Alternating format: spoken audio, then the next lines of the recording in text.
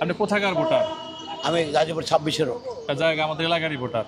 আচ্ছা, জানতে চাচ্ছিলাম যে বর্তমানে পিআর পদ্ধতি নির্বাচন চাই বলে কিছু দল দাবি করতেছে। পিআর পদ্ধতি সম্পর্কে আপনার কোনো ধারণা আছে কি? না দাদা, ধারণা নাই। আওয়ামী লীগের আমলে ভালো ছিলেন না এখন ভালো আছেন? এখন আসলে কি, এখন তো দেশে কোনো সরকার নাই। সেটাই জানতে চাচ্ছি আমরা। এখন দেশে কোনো সরকার নেই, আমার ভালোভাবে কোনো প্রকার যে আমাদের গাজীপুরের আইন শৃঙ্খলা একদম পুরো আগের চেয়ে দুর্বল। আচ্ছা, সামনে তো একটা নির্বাচন হবে ফেব্রুয়ারিতে, যেহেতু আওয়ামী লীগ নেই, আছে বিএনপি সহ ইসলামী দলগুলি। তো কোন দলের হাতে দেশ নিরাপদ বলে মনে করেন? আসলে এটা তো আমি রায় দিতে পারবো না। আপনার ব্যক্তিগতটা বলেন। আপনি তো দেশের একজন সিনিয়র নাগরিক, আপনারা 53 বছর দেখছেন, ওই বিগত দিন দেখছেন, আর সামনে ভবিষ্যৎ কাদের হাতে দিবেন? এখন ধীরে ধীরে যে অবস্থা দেখা যাচ্ছে সেটাতে তো হয়তো বিএনপি দেওয়া লাগে। বিএনপিকে দিবেন। ধন্যবাদ আপনার মন্তব্যের জন্য। এইটাই জানতে চাচ্ছি আমরা। ভালো আছে, মানে বসেই কথা বলেন, সমস্যা নাই। আমরা জানতে চাচ্ছিলাম যে বর্তমানে একটা নির্বাচন পদ্ধতি নিয়ে কথা হচ্ছে, সেটা বলে পিআর পদ্ধতি। এই ব্যাপারে আপনি জানেন না কিছু? আমরা তো এখন পিআর পদ্ধতি শুনতেছি, এখন কোন পদ্ধতিতে নির্বাচন হইব এটা মোটামুটি দেশের যারা দল আছে দলের এরাই ভালো বুঝে যে কোন পদ্ধতিতে নির্বাচন হলে ভালো হোক। কিন্তু পিআর পদ্ধতি সম্পর্কে আপনি জানেন কিনা কিছু, সেটাই হলো প্রশ্ন। না জানি, যে খবরে শুনতেছি পিআর পদ্ধতি তারা চাইতেছে। আচ্ছা, এটা কেন বললাম? আমি প্রায় 100 মানুষকে প্রশ্ন করছি, 5 জন মানুষের পিআর পদ্ধতি সম্পর্কে বলতে পারে নাই। আচ্ছা, যাই হোক, আওয়ামী লীগের আমল আর বর্তমান আমলের মধ্যে পার্থক্য কি দেখতেছেন? পার্থক্য এখন তো নির্বাচন হইলে পার্থক্যটা বোঝা যাবে। না, আমি আওয়ামী লীগের আমল আর বর্তমান ইউনূসের আমলের মধ্যে বলতেছিলাম, কোন আমলে ভালো আছেন? এখন তো ভালো মন্দ মিলেই আছে আমরা। আচ্ছা, যাই হোক, বুঝতে পারছি। এখন সামনে তো ধরেন আওয়ামী লীগ নেই, আছে বিএনপি সহ ইসলামী কতগুলি দল আছে।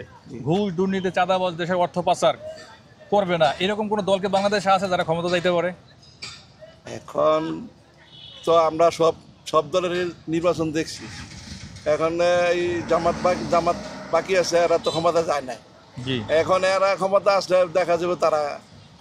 আপনি চাচ্ছেন জামাত আসুক? আমি চাচ্ছি না যে তারা এখন আসলে মনে হয় দেশটা কিভাবে চালায় বোঝা যেত। ধন্যবাদ আপনার বন্ধু। জি আলহামদুলিল্লাহ। আপনি কোন এলাকার ভোটার? আমি 26 নং ওয়ার্ড ভোটার। 26 নয়, আমরা গাজীপুরের ভোটার। যাক, আমরা জানতে চাচ্ছিলাম যে বর্তমানে একটা নির্বাচন নিয়ে কথা হচ্ছে, সেটা হলো পিআর পদ্ধতি। এই পদ্ধতি সম্পর্কে আপনার কোনো ধারণা আছে কিনা?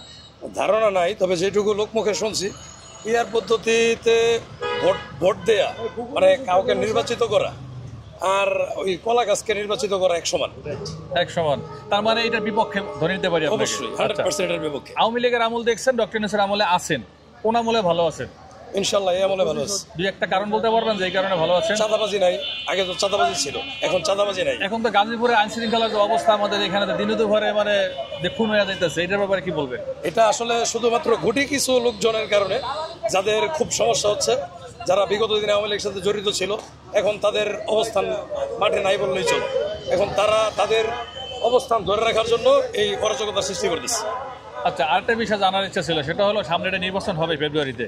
আওয়ামী লীগ নেই, আছে বিএনপি সহ অন্যান্য ইসলামী দলগুলি। চাঁদা, দুর্নীতি, ঘুষ, অর্থ পাচার হবে না, এমন কোন দলটা আছে যারা ক্ষমতায় গেলে এটা করবে না?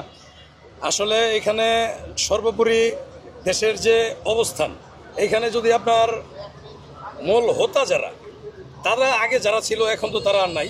যদি যারা সরকার গঠন করবে তাদের মাথাগুলি ঠিক থাকলে সব ঠিক। আমি তো আপনাকে ভেঙেই বলছি যে বিএনপি আছে, জামায়াত সননী ইসলামী দল আছে, দুইটা গ্রুপই আছে এখন। কোন গ্রুপকে সমর্থন করবেন আপনি যদি বলেন? অবশ্যই বিএনপিকে করবেন।